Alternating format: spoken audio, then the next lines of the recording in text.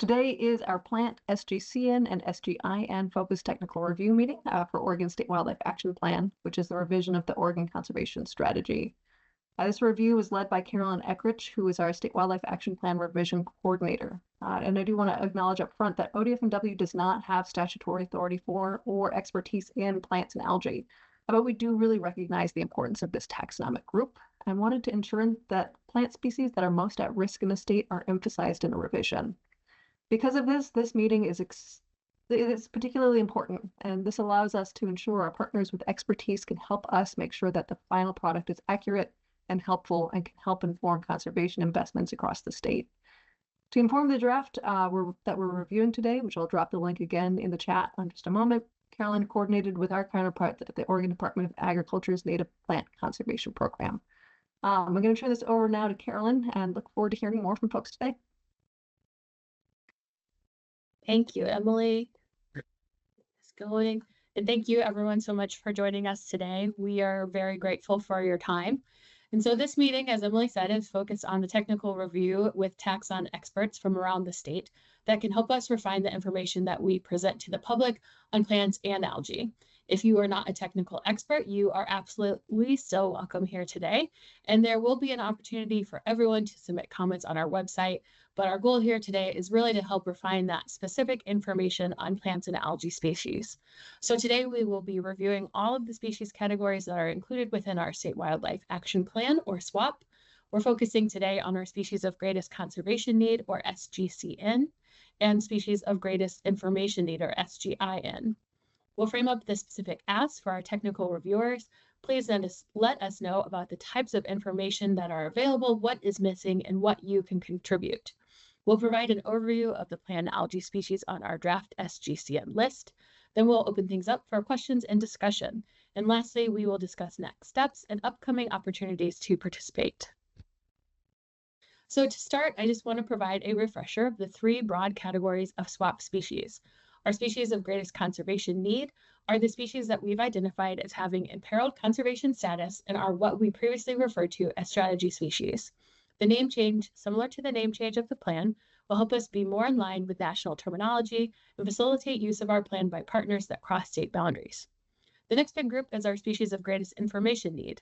These are species that we have reason to believe that they may be at risk, but for which we just don't know enough to determine their status. These were previously referred to as data gap species. And our third group is other.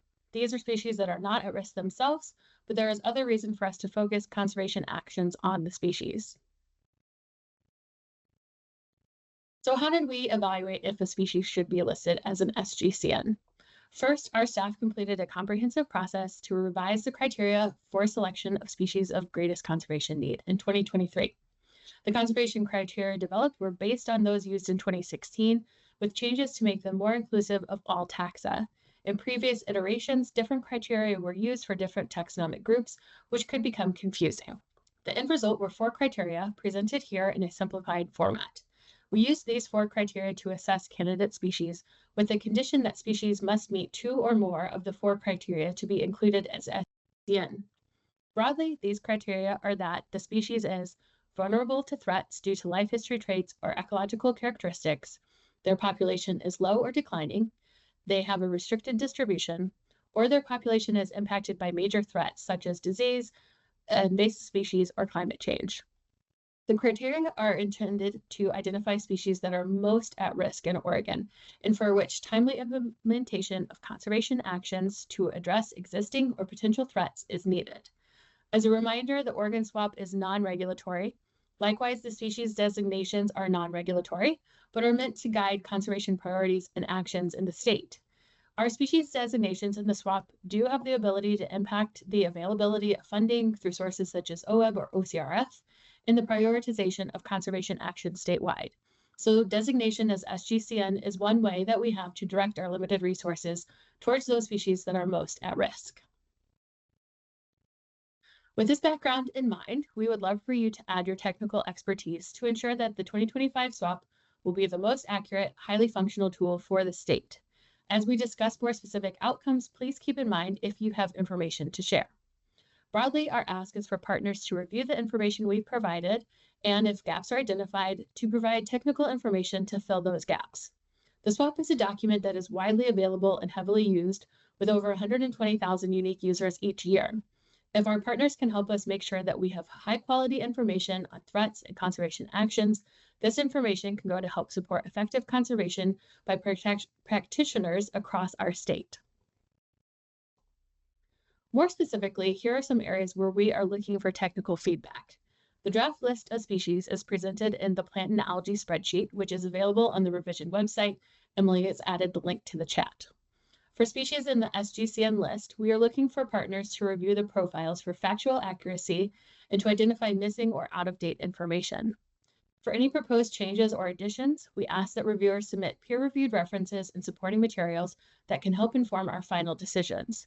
We also want to recognize the value of traditional and cultural information to add in addition to scientific data. Finally, we are looking to technical reviewers to identify any additional information needs or actions critical to the conservation of the species. To help document your feedback, we have provided a form on the revision website. Though we will be taking notes today, please use this tool to provide us with your comments. This helps us to maintain better records of comments and discussions. Utilizing the comment form helps us to organize your questions and your feedback into different parts of the plan and get that information out to the appropriate places in our agency to consider it. We are asking that all species-related feedback be submitted by April 4th. This is to allow us time to address those comments and make changes to the species sections while continuing the review process with other sections. This also helps to ensure that we are not overwhelmed with all of the SWOP comments all at one time. And with that in mind, we would love for you to submit your comments as soon as you are able, even though you do have until April 4th. So for our plant and algae outcomes, to update the information on these species, we consulted with ODA's Native Plant Conservation Program. Through this process, 17 plants were identified as new additions to the SGCN list, such as whitebark pine and Ochoco lomaceum, to encompass the full list of state-protected, threatened, and endangered plant species. Those additions, plus the SGCN plants retained from the previous list, including the 4 marine species, brings our total number of SGCN plants to 80.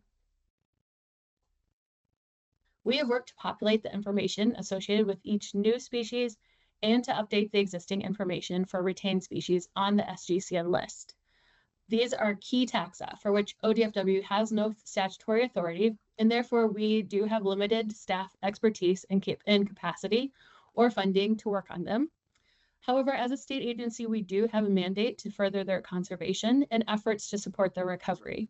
In addition, since this is meant to be a plan supporting broad conservation action in the state, we have always included them in the SWOP. But because of our limitations, we do acknowledge that there are probably numerous gaps in our coverage or areas in need of further updates.